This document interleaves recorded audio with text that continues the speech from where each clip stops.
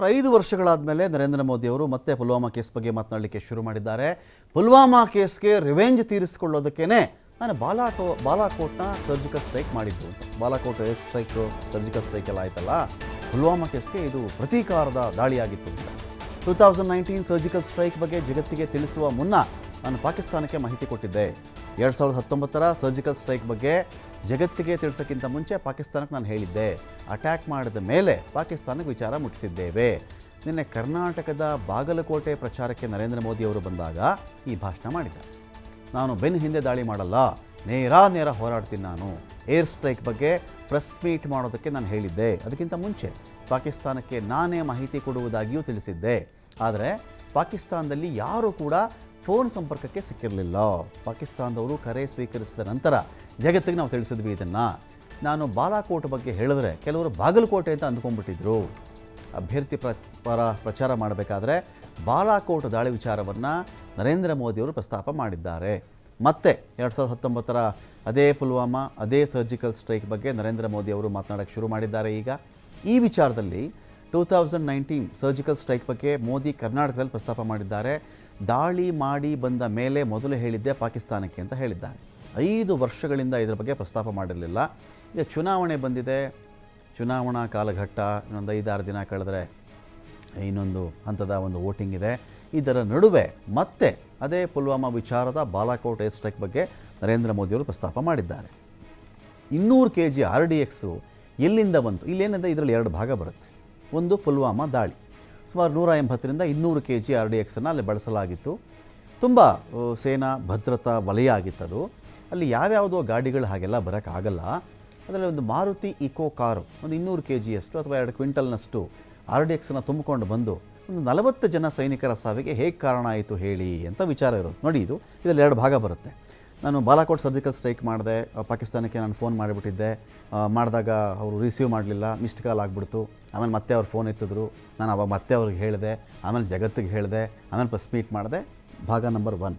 ಭಾಗ ನಂಬರ್ 2 ಇದೆಯಲ್ಲ, ಈ ಕೇಸಿನ ಡೆವಲಪ್ಮೆಂಟ್ ಏನು ಅಂತ. ಆಯ್ತಪ್ಪ, ನೀವು ದಾಳಿ ಮಾಡಿದ್ರಿ ಅಂತ ಅಲ್ಲೇನೋ ಮಾಡಿಬಿಟ್ರಿ ಅಂತಲೇ ಭಾವಿಸೋಣ. ಆದರೆ ಪುಲ್ವಾಮಾ ದಾಳಿ ಆದಮೇಲೆ ಇದರಲ್ಲಿ ಏನಾಯಿತು ಅಂದರೆ ಈ ಕೇಸನ್ನು NIA ಕೊಟ್ಟರು. ಈ ಕೇಸನ್ನು ಯಾರೂ ಇದನ್ನು ಅಲ್ಲಗಳಿಲಿಲ್ಲ. 200 kg RDX ಬಂದಿರೋದು ನಿಜ, ಮಾರುತಿ ಇಕೋ ಕಾರ್ ಬಳಸಿದ್ದು ಇದಕ್ಕೆಲ್ಲವಕ್ಕೂ ಸಾಕ್ಷಿಗಳಿವೆ. ಪುಲ್ವಾಮಾ ದಾಳಿ ಪ್ರತಿಯೊಂದು ಕಣಕ್ಕೂ ಒಂದು ಸಾಕ್ಷಿ ಇದೆ. ಇಲ್ಲಿ ಮಾರುತಿ ಇಕೋ ಕಾರ್ ಬಂದಿತ್ತು, ಅದರಲ್ಲಿ ತುಂಬಿಕೊಂಡು ಬಂದಿದ್ದರು ಸ್ಫೋಟಕ. ಈ ಒಂದು ಸೈನಿಕರು ಹೋಗ್ತಿದ್ದಂಥ ವ್ಯಾನ್ಗೆ ಅದನ್ನು ಡಿಕ್ಕಿ ಹೊಡೆಸಿ ಅಲ್ಲಿ ಬ್ಲಾಸ್ಟ್ ಮಾಡಿಸಿ 40 ಜನ ಸತ್ತು ಹೋದರು. ಎಲೆಕ್ಷನ್ಗೆ ಒಂದು 2 ತಿಂಗಳಿದ್ದಾಗ ಫೆಬ್ರವರಿ 14 ಅಲ್ವಾ ಆಯಿತು.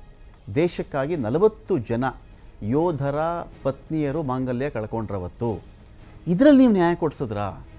ಇದಕ್ಕೆ ನ್ಯಾಯ ಸಿಗ್ತಾ? ಈ ದಾಳಿ ವಿಚಾರದಲ್ಲಿ ಯಾರಿಂಥ ಪಾಪಕೃತ್ಯವನ್ನು ಮಾಡಿದ್ರೋ ಅವ್ರಿಗೆ ಶಿಕ್ಷೆ ಆಯಿತಾ ಅಂತ ಬಂದಾಗ NIA ತನಿಖೆ ಮಾಡ್ತು ಹಿಡ್ಕೊಂಡು ಬಂದ್ರ.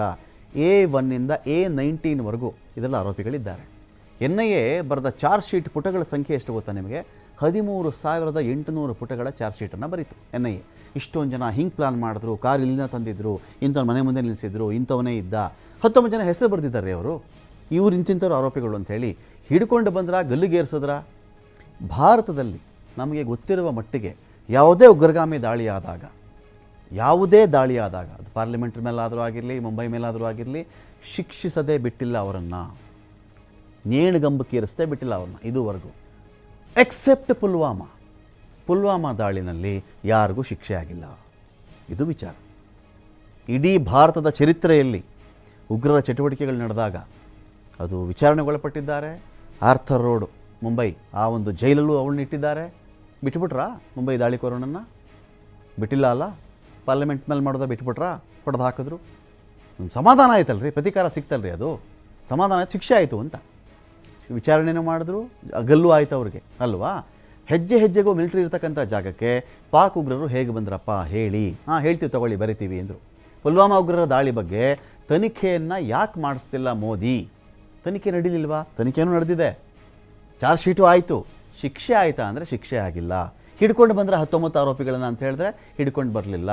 ಈ ಪುಲ್ವಾಮಾ ದಾಳಿ ಶಿಕ್ಷೆ ಆಯಿತಾ ಅಂದರೆ ಬಾಲಾಕೋಟ್ ದಾಳಿ ಮಾಡಿದೆ ಅಂತ ನರೇಂದ್ರ ಮೋದಿಯವರು ಉತ್ತರ ಕೊಡ್ತಾ ಇದ್ದಾರೆ ಇವತ್ತಿಗೆ.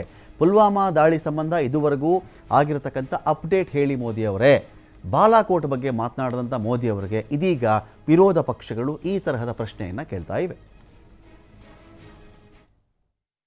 हमारे देश में अचानक एक बार बागलकोट की चर्चा शुरू हो गई थी, आपको याद होगा।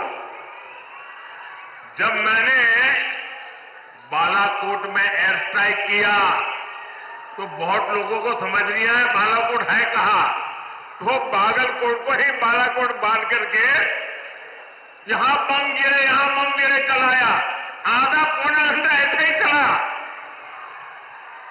भाइयों बहनों, मैंने बालाकोट पर एयर स्ट्राइक किया, चोरी छुपे के नहीं किया, एयर स्ट्राइक कर करके प्रेस कॉन्फ्रेंस करके बताया कि आज हमने ऐसा ऐसा किया है और दुश्मन का इतना इतना नुकसान किया है।